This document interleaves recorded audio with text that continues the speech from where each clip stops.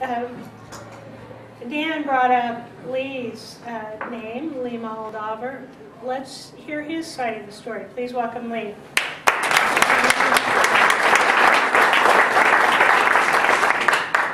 Fellow Toastmasters, friends, and guests, I think the dimensions of Sam's life have been spelled out for us before. Family, faith, country, heritage, friendship, profession.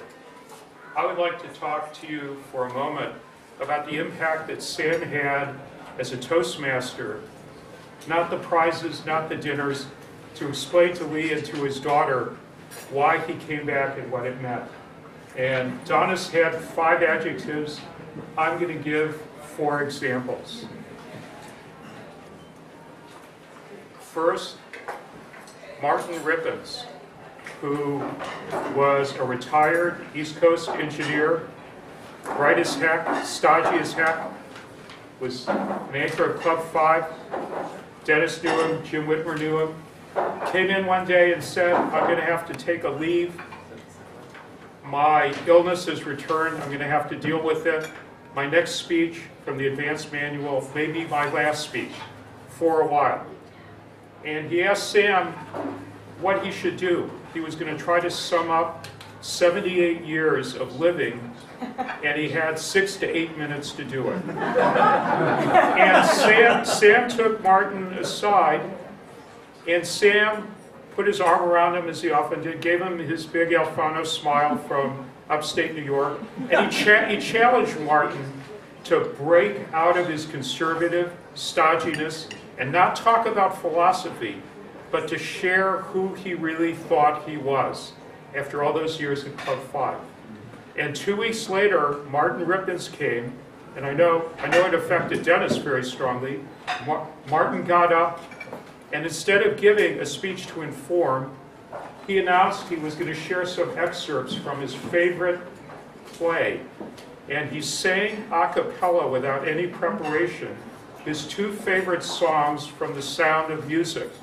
Edelweiss, which was a tribute to his spirit of life and to his wife, Alice, and Climbed Every Mountain.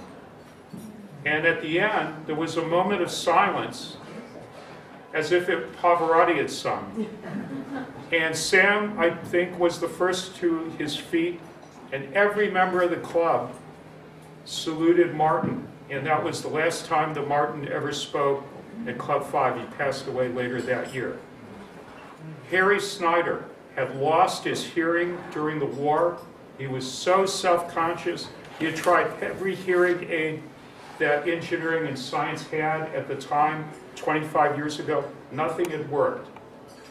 Someone recommended Toastmasters. Sam had so many chats with him about positive spirit. As Donna said, don't quit. Don't let it get you down.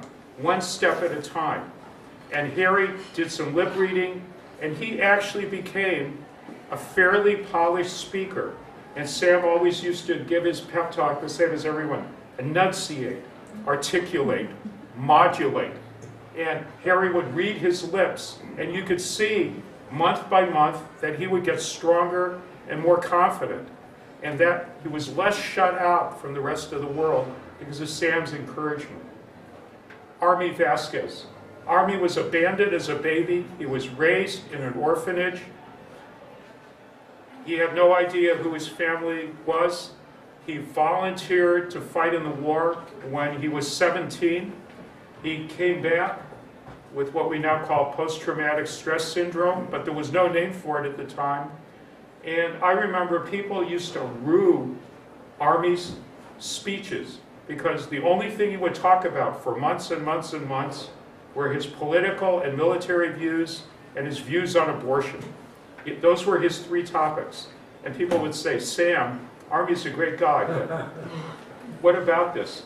And so Sam would start to have coffee with Army either before or after the Club 5 meetings, and he'd say, Army, you're hiding behind your political beliefs. If Club 5 has taught you anything, learn how to express who you really are. And this is after 2 years in the club, and he had only covered those 3 topics in 2 years. Army came back a month later, and he astonished everyone. This rough, gruff, opinionated person knew by heart almost every word that Shakespeare had ever written. He knew every one of the plays. He had been to all of the plays with Larry Crandall's wife, Marcy. He could quote chapter and verse from every play of Shakespeare. Sam got that out of him. A couple of months later, he came back and he gave a talk for 8 minutes about chess. It turned out that Army could play chess with the best of them. We had been sitting in a room for 2 years and never suspected this, but 2 or 3 cups of coffee with Sam and a new Army Vasquez appeared. It was astonishing.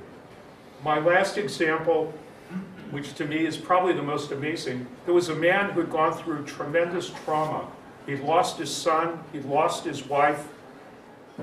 He was just in a walking daze. He had turned so far inward that people were afraid for his health. And his name was Joe Joel. Joe came to the club, someone introduced him to Sam, and Sam said, "Guests are always welcome, you can decide whether to join or just to sit and listen." So he sat, and the first time they came around, they asked him if he'd like to speak in table topics as a guest.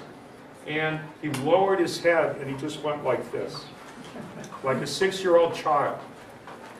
2 weeks later, he was back, table topics again, he was still a guest. They asked him if he wanted to speak. And this time he looked up and made direct eye contact with the Toastmaster, and suddenly went a little bit more confident.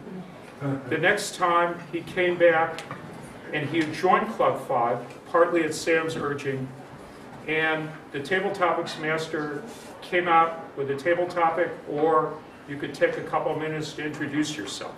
That was the custom in Club 5 at the time. Joe Joel stood up at his chair and he looked at the Toastmaster and he looked at the audience, and his face got redder and redder, and he was holding onto the chair with his knuckles as if he was on that Italian ocean liner that just sank, that he was holding on for his life.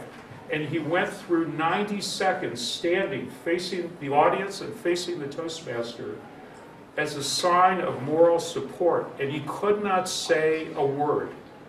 He sat down, but he forced himself to do it. The 4th time they called on him, everyone was thinking, is this too much even for Sam? What is going to happen with this guy? And he got up and he stood silently again for 30 seconds. And then finally he looked at the audience and he said, "Mr. Toastmaster, this is harder than I ever thought." And once more, Sam led a standing ovation. It was the first words in 2 months we had ever heard out of the mouth of Joe Joel at a meeting. And of course, as you can imagine, within 6 months, Joe was regularly winning the best table topics, and he was regularly winning the best speaker. And he was able to talk about the trauma of his family and his loss. He was able to get a new job. He went forward with his life.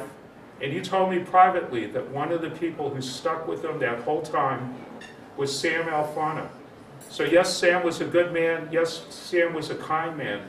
But Sam understood that communication and patience were the keys not only to business success, but to successful lives. And that's why we love Sam as Toastmasters, and that's why Sam, as much as he loved his family, and you notice I listed them first, why he always made time to go out to the club and to give courage and to encourage people just to communicate and to be patient with each other. That was the Sam Alfano that I knew and that I respected and that I loved. And Madam Toastmaster, that's why I'm here tonight.